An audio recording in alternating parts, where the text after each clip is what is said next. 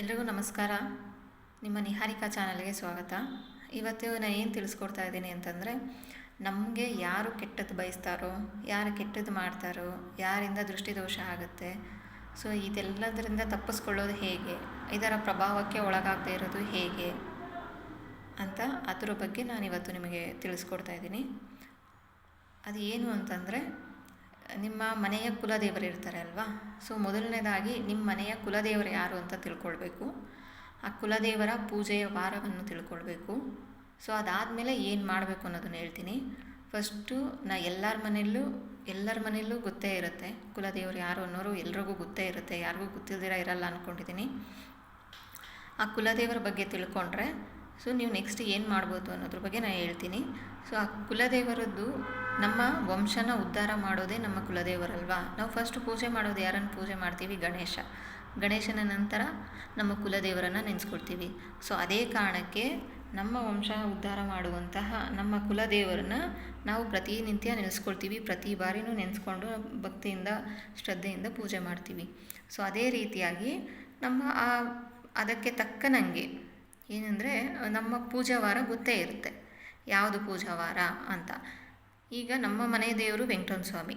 So ನಾವು ಪೂಜೆ ಮಾಡೋದು ಶನಿವಾರ. ಸೊ ಆ ಶನಿವಾರ ದಿನ ಏನು ಮಾಡಬೇಕು ಅಂತಂದರೆ, ಆ ಶನಿವಾರದ ದಿನ ಎಲ್ಲ ತಲೆಗೆ ಸ್ನಾನ ಮಾಡಿಕೊಂಡು ನಮ್ಮ ನಿತ್ಯ ಪೂಜೆಗಳು ಯಾವ ರೀತಿ ಮಾಡ್ತೀವೋ ಆ ರೀತಿಯಾದ ಎಲ್ಲ ಪೂಜೆಗಳನ್ನು ಮಾಡಬೇಕು. ಸೊ ಮಾಡಿದಾದ ಮೇಲೆ ನಾವು ಒಂದು ಸಂಕಲ್ಪ ಮಾಡ್ಕೊಬೇಕು. ಆ ಸಂಕಲ್ಪ ಏನು ಅಂತಂದರೆ, ಒಂದು ನಾಣ್ಯ, ಅಕ್ಷತೆ, ಹೂವು, ಕುಂಕುಮ ಎಲ್ಲವನ್ನು ಬಲಗೈ ಅಂಗೈಯಲ್ಲಿ ಇಟ್ಕೊಬೇಕು. ಅಂಗೈಯಲ್ಲಿಟ್ಕೊಂಡು ಇನ್ನೊಂದು ಕೈನ ಮುಚ್ಕೊಂಡು, ಸೊ ಅದಕ್ಕೂ ಮುಂಚೆ ಇನ್ನೊಂದು ರೆಡಿ ಮಾಡ್ಕೊಬೇಕು. ಏನಂದರೆ, ಒಂದು ಬಿಳಿ ಬಟ್ಟೆ ತೊಗೊಳ್ಳಿ. ಆ ಬಿಳಿ ಬಟ್ಟೆ ತೊಗೊಂಡು ಅರಿಶಿನ ಮಾಡ್ಕೊಳ್ಳಿ. ಅರಿಶಿನ ಮಾಡಿಕೊಂಡು ಆ ಬಿಳಿ ಬಟ್ಟೆ ರೆಡಿ ಮಾಡಿ ಇಟ್ಕೊಂಡಿರೋ ಬಟ್ಟೆ ಒಳಗೆ ಅದನ್ನೆಲ್ಲ ಹಾಕಿಬಿಟ್ಟು ಕೈಯಲ್ಲಿ ಇಟ್ಕೊಂಡು ಒಂದು ಸಂಕಲ್ಪ ಮಾಡ್ಕೊಳ್ಳಿ. ಏನಂತ ಸಂಕಲ್ಪ ಮಾಡ್ಕೊಳ್ತೀರಾ ಅಂತಂದರೆ, ಯಾರು ಯಾವುದೇ ರೀತಿಯ ಕೆಟ್ಟದ್ದು ಮಾಡಲಿ, ಕೆಟ್ಟದನ್ನು ಬಯಸಲಿ, ಮತ್ತು ನಮಗೆ ದೃಷ್ಟಿ ದೋಷ ತಾಗದೇ ಇರಲಿ, ಅದರ ಪ್ರಭಾವ ಯಾವುದೇ ರೀತಿಯಿಂದನೂ ನಮಗೆ ಬೀಳಬಾರ್ದು. ನಮ್ಮ ಕುಲದೇವರಾದ ನೀನು ನಮ್ಮ ವಂಶವನ್ನು ಉದ್ಧಾರ ಮಾಡೋ ಜವಾಬ್ದಾರಿ ನಿಂದು, ನಮ್ಮ ವಂಶವನ್ನು ಕಾಯುವಂಥ ಜವಾಬ್ದಾರಿ ನಿಂದು ತಂದೆ ಅಂತ ಕೇಳಿಕೊಂಡು, ನಿಮ್ಮ ಸಂಕಲ್ಪ ಏನಿರುತ್ತೋ ಅದನ್ನು ಬೇಡಿಕೊಂಡು ನೀವದು ಹರಕೆ ರೂಪದಲ್ಲಿ ಅದನ್ನು ನಾವು ಆ ಬಟ್ಟೆಯಲ್ಲಿ ಕಟ್ಟಿ ಅದನ್ನು ದೇವರ ಮುಂದೆ ಇಡಬೇಕು. ಸೊ ಆ ದೇವರ ಮುಂದೆ ಇಡಬೇಕು. ಅದಕ್ಕೂ ಮುಂಚೆ ಇನ್ನೊಂದು ಇಂಪಾರ್ಟೆಂಟ್ ವಿಷಯ ಇದೆ. ಅದು ಏನು ಅಂತಂದರೆ, ಮದುವೆ ಆಗಿರೋ ಹೆಣ್ಮಕ್ಳು ಇರ್ತಾರಲ್ವ. ಸೊ ಮದುವೆ ಆಗಿರೋ ಹೆಣ್ಮಕ್ಳೇನು ಅಂದರೆ, ಗಂಡ ಹೆಂಡತಿ ಸೇರಬಾರ್ದು. ಅವತ್ತು ಶುದ್ಧವಾಗಿರಬೇಕು. ಅವತ್ತಿನ ದಿನ ಸೇರಬಾರ್ದು. ನಾವು ಪೂಜೆ ಆಗೋಯ್ತಲ್ಲಪ್ಪ ಆಮೇಲೆ ಸೇರ್ಬೋದು, ಇಲ್ಲ. ಪೂಜೆ ಆದರೂ ಅಷ್ಟೇ, ನೀವು ಮುಡುಪನ್ನು ಕಟ್ಟಿದಾದ್ಮೇಲೂ ಅಷ್ಟೇ, ಯಾವುದೇ ಇದ್ರೂ ಅವತ್ತಿನ ದಿನ ಸೇರಬಾರ್ದು. ಸೇರದೇ ಇದ್ದು ಮಾಡೋದೇ ಪೂಜೆ ಫಲ ಲಭಿಸುವುದು. ಶ್ರದ್ಧೆ ಇರಬೇಕು. ಅವತ್ತಿನ ದಿನ ನಾವು ಯಾವುದೇ ರೀತಿಯಿಂದ ಗಂಡ ಹೆಂಡತಿ ಸೇರಬಾರ್ದು.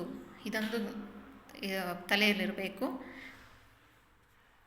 ಇದನ್ನು ನೆನ್ಪಿಟ್ಕೊಳ್ಳಿ, ತುಂಬ ಇಂಪಾರ್ಟೆಂಟ್ ಇದು. ಸೊ ನೀವು ಆ ಥರ ಏನಾದರೂ ಸೇರಿದ್ದಾಗಲಿ ಇಲ್ವಾ ಮುಂಚೆನೇ ಸೇರಿದ್ದಾಗಲಿ ಏನಾದರೂ ಆಗಿ ನೀವು ಆಮೇಲೆ ಪೂಜೆ ಮಾಡ್ತೀನಿ, ಸ್ನಾನ ನಿತ್ಯಾದಿ ಕರ್ಮಗಳನ್ನು ಮುಗಿಸ್ಕೊಂಡು ನಂತರ ಪೂಜೆ ಮಾಡ್ತೀನಿ ಅಂದರೆ ಅದು ಫಲ ಸಿಗಲ್ಲ. ಮೊದಲೇ ಹೇಳ್ತಾ ಇದ್ದೀನಿ ಕೇಳಿ. ತುಂಬ ಶ್ರದ್ಧೆ ಭಕ್ತಿ ಇರಬೇಕು. ಆವತ್ತಿನ ದಿನ ಗಂಡ ಹೆಂಡತಿ ಸೇರಬಾರ್ದು. ಸೇರದಿರ ನಾವು ಮಾಡೋವಂಥ ಪೂಜೆನೇ ಅದು ಫಲ ಸಿಗೋದು. ಸೊ ಯಾವ ವಾರ ನಮ್ಮದು ಪೂಜಾ ವಾರ ಇರುತ್ತೋ, ಕುಲದೇವರ ವಾರ ಇರುತ್ತೋ ಅದೇ ವಾರ ಮಾಡಬೇಕು. ಬೇರೆ ದಿನಗಳಲ್ಲಿ ಮಾಡಿದರೂ ಕೂಡ ಅದು ಫಲ ಸಿಗಲ್ಲ. ಇವಾಗ ಯಾರಾದರೂ ನಮಗೆ ಕೆಟ್ಟದ್ದು ಮಾಡ್ತಾ ಇದ್ದಾರೆ ಅಂತ ಗೊತ್ತಾದರೆ ಅದರ ಪ್ರಭಾವಕ್ಕೆ ಒಳಗಾಗಲ್ಲ.